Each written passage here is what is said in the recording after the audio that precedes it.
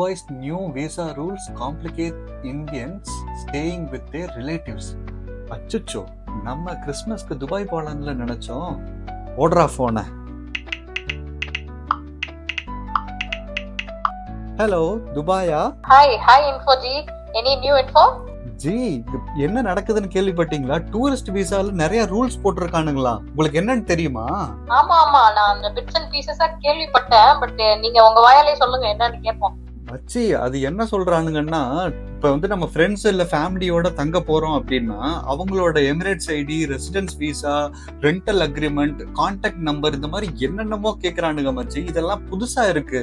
இது கூட பரவாயில்ல, வெறும் ரிலேட்டிவ்ஸ் ஃப்ரெண்ட்ஸ்னா தான். பட் இதுவே நான் வந்து ஒரு ஹோட்டல்ல போய் தங்குறேன் அப்படின்னா நான் வந்து ஹோட்டல் புக்கிங், ரிட்டர்ன் டிக்கெட், அதெல்லாமே என்னோட பேங்க் ஸ்டேட்மெண்ட், பேன் கார்டு, அதுவும் பேங்க் ஸ்டேட்மெண்ட்ல ஒரு 50,000 பணம் வச்சிருக்கணும். நம்மளோட பினான்சியல் ஸ்டேட்டஸையும் வெரிஃபை பண்றானுங்க மச்சி. இது ரொம்பவே துபாய்க்கு இது ரொம்பவே புதுசா இருக்கு.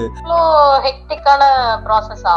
ஆமா, அது மட்டும் இல்ல. இப்ப டூரிஸ்ட் விசால வந்து வேலை செய்யறாங்கல்ல, வேலை செய்யறவங்களுக்கு மட்டும் பிரச்சனை இல்ல, அந்த கம்பெனி வேலை தர்றவங்களுக்கு அவனுங்களுக்கும் வந்து 23 லட்சத்துல இருந்து 2 கோடி ரூபாய் வரைக்கும் ஃபைன் போட்டிருக்கானுங்களா.